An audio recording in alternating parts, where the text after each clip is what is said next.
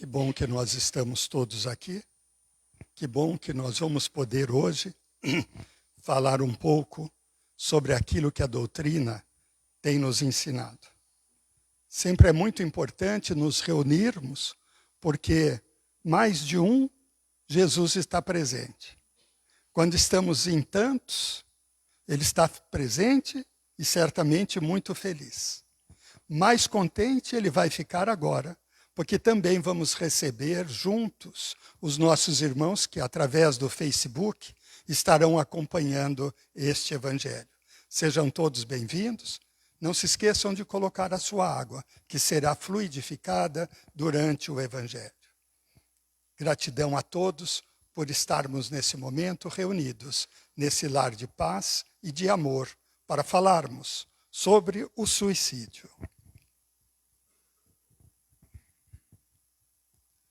Temos que ver o suicídio de duas formas. Temos que entender o que a espiritualidade nos ensina e que todo o nosso processo de vida nos mostra. Então, nós temos hoje num momento difícil em tudo na nossa vida. Termina nas grandes tragédias, nas grandes desgraças. O suicídio é uma delas. Muito, em grande quantidade estatística. Mas nós temos que pensar assim. Como é que nós acabamos com isso? Precisamos primeiro entender onde foi que nós começamos. Desde quando estamos caminhando em busca e o que é que está nos faltando para alcançarmos este objetivo. No Brasil, o suicídio, como cuidado, como atenção, ele não é muito antigo. Ele começa na década de 60. Antes, o suicídio era lidado exclusivamente como um caso de polícia, como um caso de delegacia. Mas então, o plano espiritual, com toda a sua bondade e esperteza, traz através de um entendimento que a possibilidade de um mundo difícil chegaríamos neste episódio. E é em São Paulo, na Aliança Espírita, que começa então a se buscar um entendimento como prevenir alguém que tire a sua própria vida.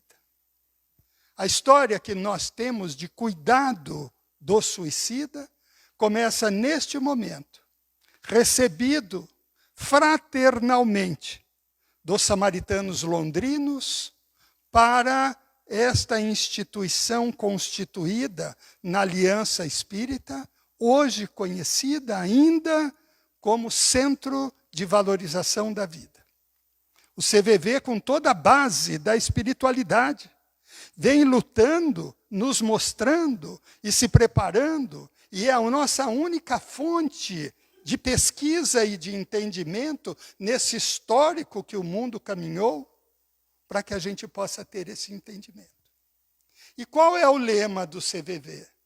Não são especialistas, são aqueles que querem oferecer um pouco da sua amizade. Amizade para aquele que está solitário, sozinho, perdido, que vai entrar em desavença com todas as suas crenças e vai finalizar com o suicídio. Então, o que a gente aprendeu é que nós não precisamos nos especializar para ajudar alguém. Nós precisamos fazer o nosso papel. Se eu for médico, eu tenho que me especializar. Se eu for professor, eu tenho que me especializar. Mas se eu for irmão, eu me especializo com toda a estrutura que Jesus já deu no nosso coração. É só buscar. Todo o histórico está dentro de cada um de nós. Basta querer fazer. Então, lá atrás, nós tínhamos essa estrutura que um dia chegaríamos. E nós chegamos. Agora não dá para duvidar que começou agora ou foi do acaso. Não foi do acaso. Nos anos 85, mais ou menos, eu fiz um estudo para título sobre a prevenção do suicídio, e eu só consegui, na época, 6 casos. Todos eles com mais de 60 anos. Portanto, eu passei grande parte da minha vida achando que o suicídio era uma desistência de alguém que viveu muito, se frustrou muito e lá no final desistiu. E agora eu, como psicólogo, trato de casos de suicidas ou de a família que perdeu, dos 10 anos, 12 anos, 15 anos. Muitas vezes não consigo nem entender o que significa esse suicídio. Mas temos que prestar atenção que tudo isso está acontecendo porque nós fugimos de uma construção. É a construção da nossa fé. Sem fé, nós não chegamos a lugar nenhum. O modernismo diz assim: quando meu filho tiver 18 anos, ele faz as escolhas dele. Eu tenho encontrado a maioria dos filhos com 15, com 16 anos, não dá mais tempo de fazer escolha nenhuma porque a vida deles já se perdeu.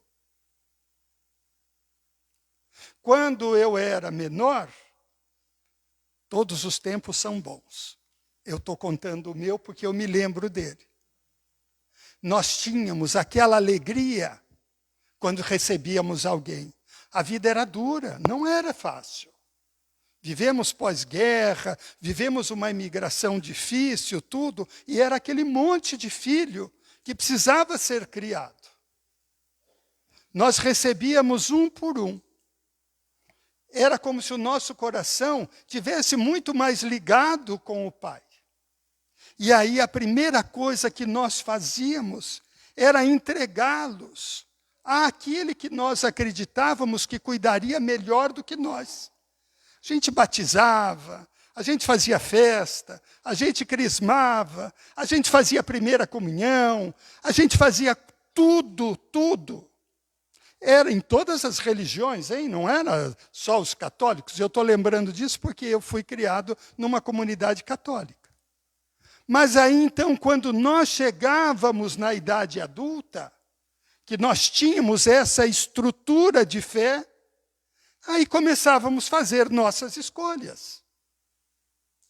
Eu não sou católico hoje por uma única divergência, porque eu acredito na reencarnação. Mas eu só fui conseguir fazer esse parâmetro quando eu já era um homem adulto, velho, através das experiências todas que eu tinha vivido. Se eu não tivesse tido uma base, hoje eu estaria rodando o mundo, descobrir o que é que eu queria ser, não daria mais tempo. Então, quando nós, hoje, abrimos a construção da fé, quando nossos filhos são crianças, nós temos que pegá-los no colo mais tarde para levá-los ao hospital, para levá-los à casa espírita, para levá-los ao psicólogo, porque eles não têm nenhuma estrutura para se posicionar diante de absolutamente nada. Não é, estou falando da fé, estou falando de tudo. Uma incapacidade muito grande. E eu retomo, então, o entendimento do suicídio, porque nas minhas experiências, com suicida, ou com alguém que tentou o suicídio ou não conseguiu, ou com familiares que perderam alguém no suicídio, que é uma dor muito grande. Todos eles têm uma única consideração. Nós estávamos distantes, nós estávamos afastados. Coisa simples. Na minha casa era uma chatice. Meu pai não sentava à mesa se não tivesse todo mundo prontinho ali para cear com ele. A gente dizia assim, mas é muito autoritarismo. Só que neste período, meu pai e minha mãe sabiam tudo o que nós estávamos vivendo. Porque ao mesmo tempo que nós contávamos uma história que o Joãozinho tinha feito, mamãe já dizia, fez junto, os dois não se largam. Portanto, era tão fácil uma vizinha escutar uma história, ir lá na casa da comadre, que não era nem comadre, e dizer assim, você está atenta no que está acontecendo? Porque lá em casa eu escutei uma conversa assim, teu filho está no meio. Nós não ficávamos nem sabendo, mas havia uma corrente que cuidava de cada um de nós. Hoje, às vezes eu pergunto para um irmão, puxa, mas é seu sobrinho, é uma criança. Não dá para você ir tomar um café com ele, comer um lanche com ele e discretamente perguntar o que ele está procurando? Ah, não é meu filho, não posso intervir porque não pega bem, porque politicamente correta, nós estamos cada dia mais vendo esta estatística aumentando. Então, sem querer ser duro, o livro dos Espíritas nos deixam questões muito simples. Que muitas vezes alguém diz para mim assim, Celso, você é tão rude quando trata tão diretamente no conteúdo. E eu digo, não, eu não posso ser menos rude. Porque se eu passar a mão na cabeça, serei mais um que não está fazendo. Então, se doer mais no que recebeu a informação, pode ter certeza absoluta que em mim está doendo o dobro. Então, Kardec, no Livro dos Espíritas, nos orienta que o suicídio é uma falta de credo, simples dúvidas sobre o futuro e as ideias materialistas são os maiores incitantes ao suicídio, pois produzem covardia moral. Nós vamos indo, até que nos viciamos numa condição que não conseguimos mais sair. É como se fosse uma teia que vai nos... Quero crer que seja uma fraqueza de cada um de nós, porque essa teia não é feita pelos nossos anjos de guarda. Essas teias são feitas por abertura que nós damos a anjos que não são anjos, e todos nós sabemos que eles estão sempre por perto. Na questão 943, pergunto, de onde vem o desgosto pela vida que se apodera de certos indivíduos sem motivos que o justifiquem? Falta de fé. Tem nada, não tem desculpa, não adianta filosofar, não. Quem tem fé, tem fé. Quem não tem fé, questiona. Eu faço mesa redonda de religião, de várias religiões. Eles gostam de me cutucar. Primeiro que eu sou velhinho, não posso mais ser preso. Posso falar qualquer coisa. Segundo, que agora ninguém mexe mais com a minha fé. Então não adianta querer me modificar, não adianta querer me seduzir, não adianta nada. Eu vou errar porque erro, porque sou um ser humano. Mas peço desculpas de joelho porque tenho a minha fé eminente. Na 944, o homem tem o direito de dispor da sua própria vida? Não. Somente Deus tem esse direito. Como é que eu vou pensar que eu posso dar uma pitada num bolo que Deus fez? Ah, não, Deus não fez bem feito, vou fazer do meu jeito. Tem muito caminho para você chegar próximo dele. Próximo. E nós temos que ir com muita humildade, com muita gratidão pela oportunidade que nós temos que crescer. Na 946, o que pensar do suicídio que tem por objetivo escapar às misérias e às decepções do mundo. Cômodo, né? Se não tiver bom para mim, eu caio fora. Né? Deus ajuda aqueles que sofrem e não aqueles que não têm força nem coragem. Ou seja, ele não pode ajudar quem não tem fé. Ele só pode ajudar quando eu estou procurando alguma coisa por ele, através dele. Eu estou pedindo. Se eu não peço, ele não tem como dar. A responsabilidade é minha. E ele é tão bondoso que ele nem se magoa fácil. Nós nos magoamos com muita facilidade. E ele diz assim, é meu filho, todos chegarão. Eu não tenho pressa.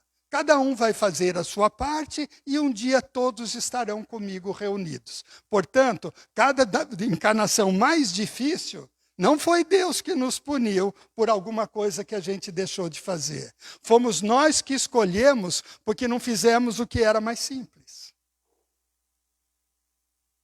O homem tem o direito de dispor de sua própria vida? Não, somente Deus tem esse direito.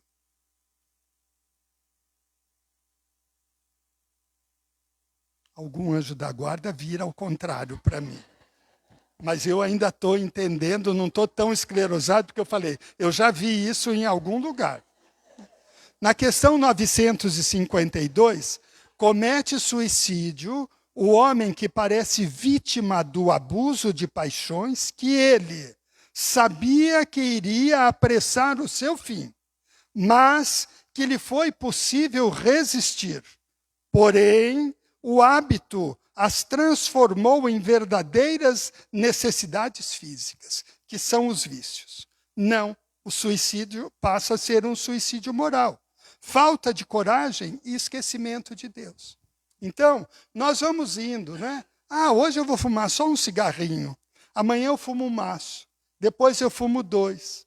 Hoje, eu acho bacana ser radical. Eu vou ser um arriscador compulsível. Dirigir acelerado, pular dos morros. O que eu estou fazendo?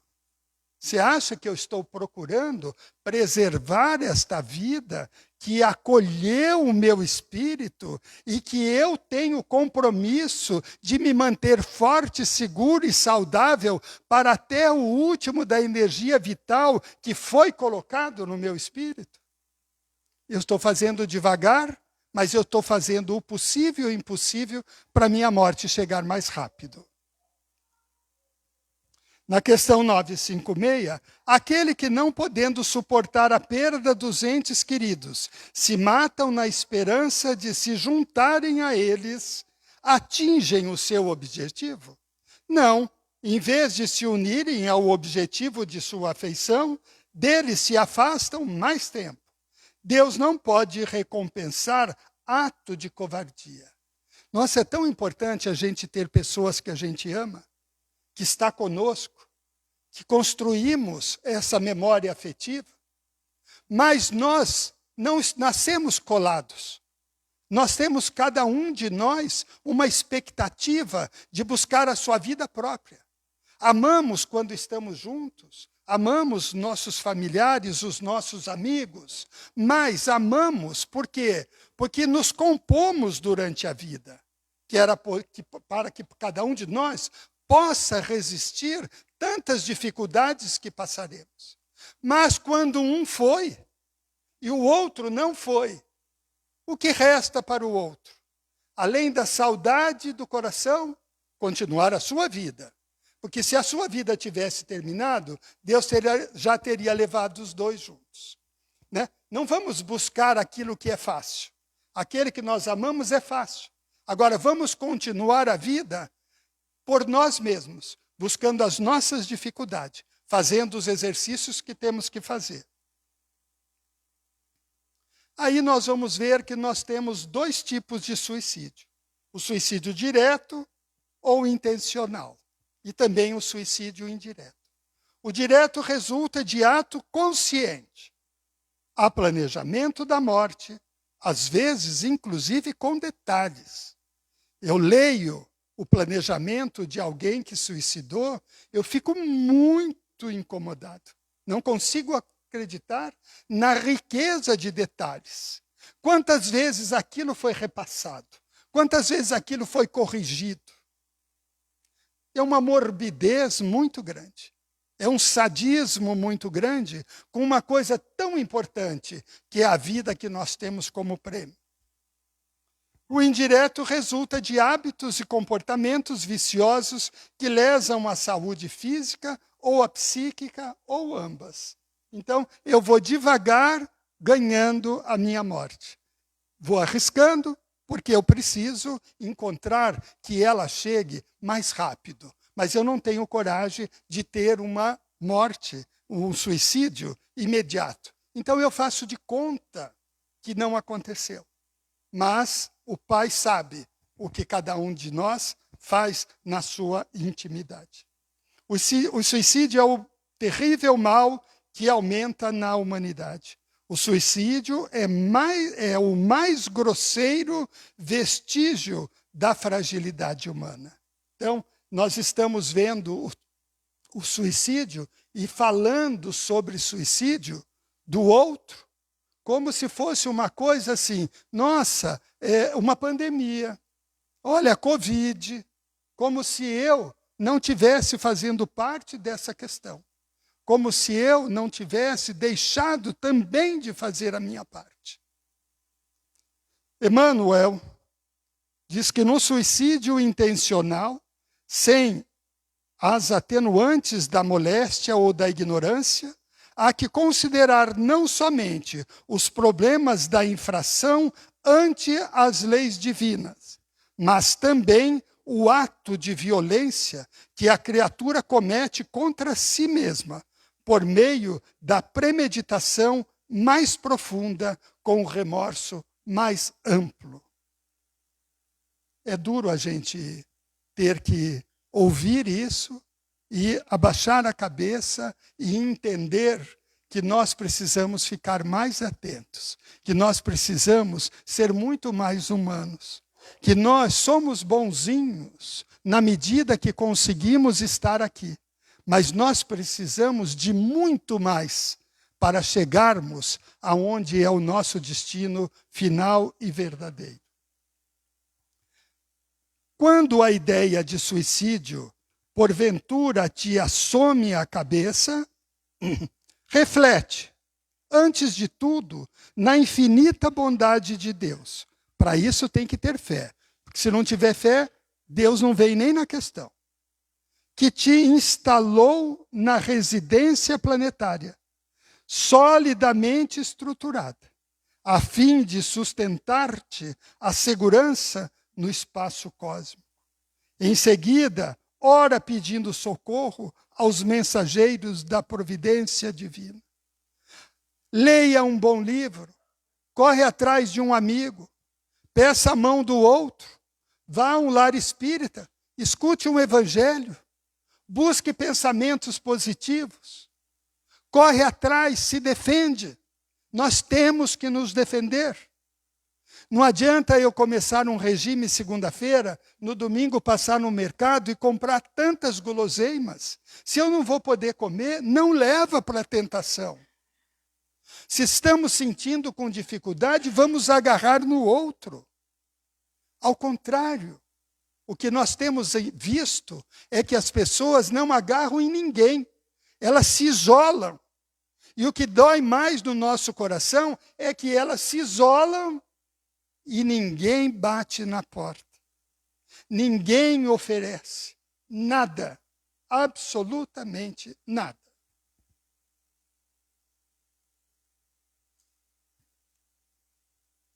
A solidão hoje é a coisa mais corriqueira, é a coisa mais comum que a gente vê.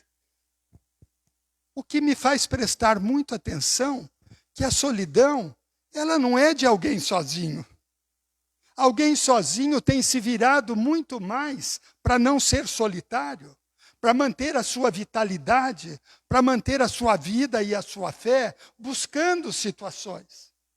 Tem muitas pessoas que fizeram a escolha por viverem sozinhos, fizeram a escolha porque entendem que é mais confortável, e não são solitárias.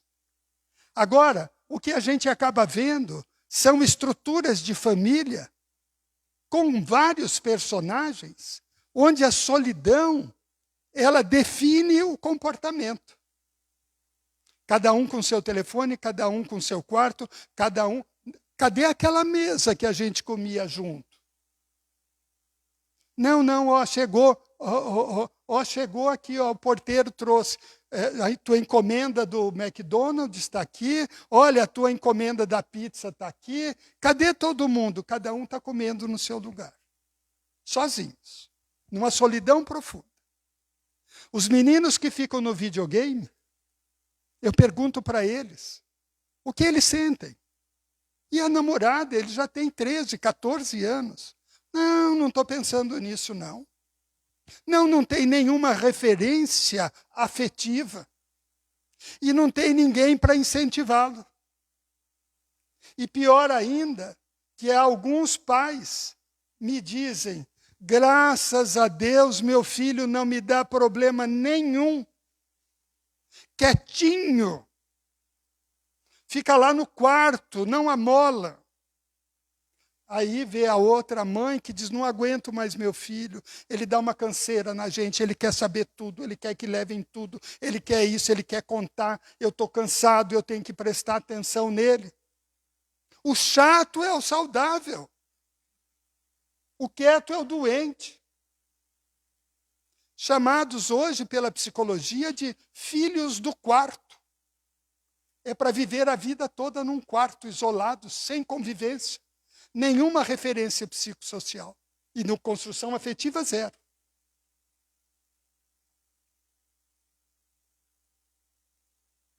E a depressão, então?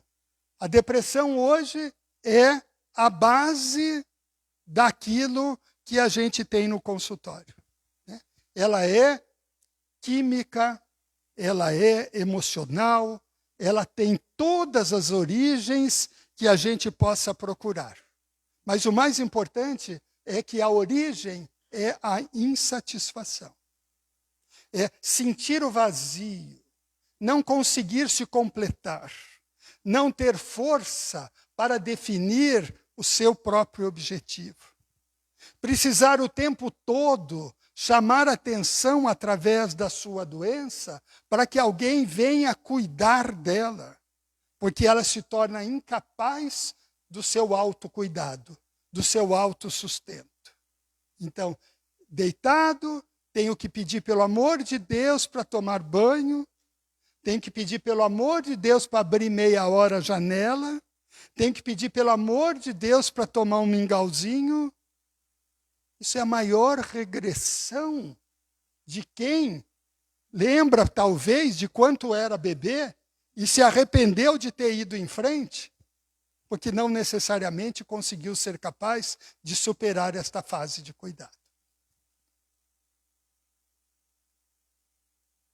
E o sofrimento e a desistência de tudo tem muitas justificativas.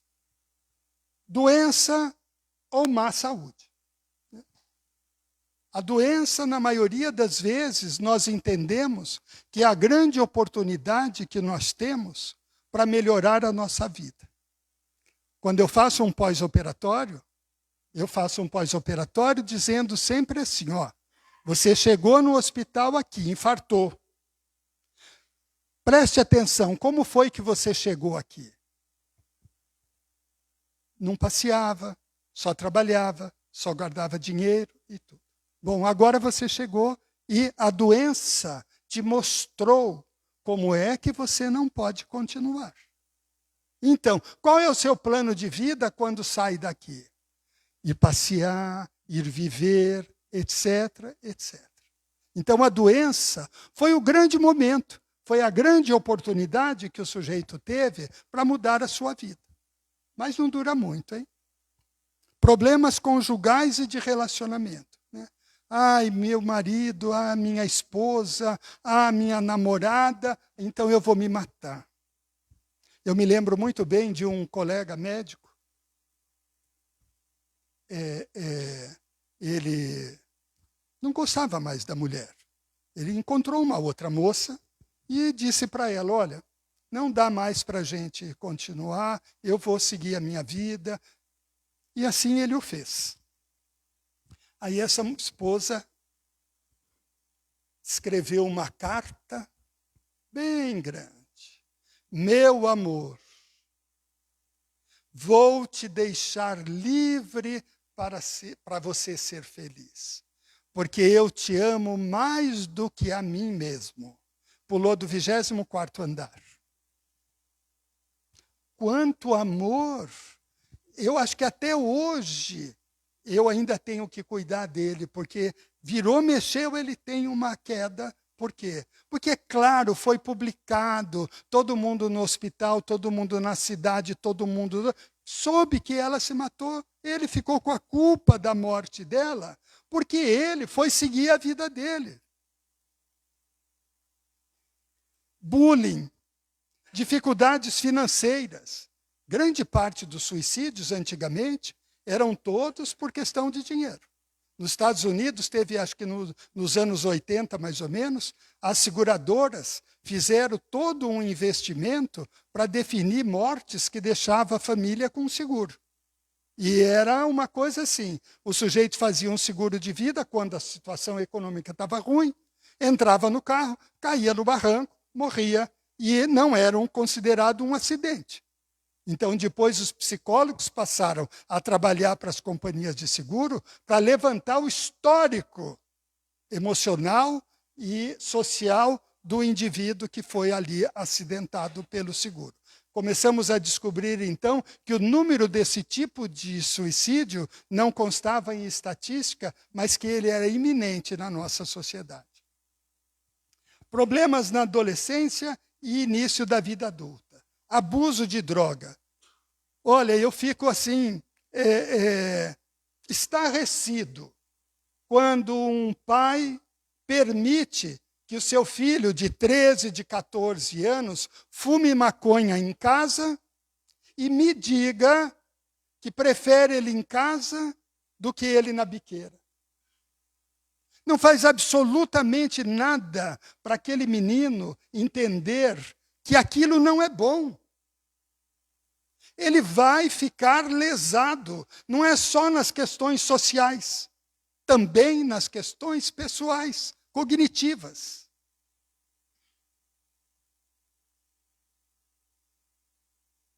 E ainda bem que nós estamos com Jesus e Ele não nos deixa sozinho. Ele e toda essa gama de irmãos do plano espiritual que estão nos atendendo a qualquer momento que cada um de nós solicita. Então, vamos juntos agora agradecer a oportunidade da reflexão, fazendo um Pai Nosso. Pai nosso que estais no céu, santificado seja o vosso santo e divino nome. Venha a nós o vosso reino. Seja feita a vossa vontade, assim na terra como nos céus. O pão nosso de cada dia nos dai hoje, Senhor.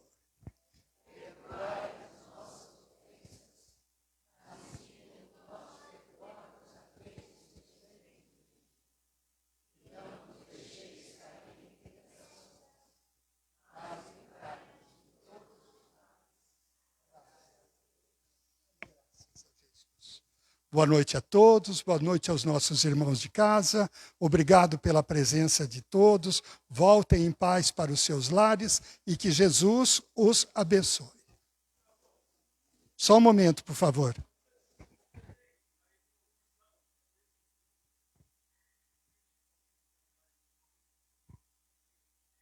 Não aqui comigo, mas eu posso... Aumentou muito.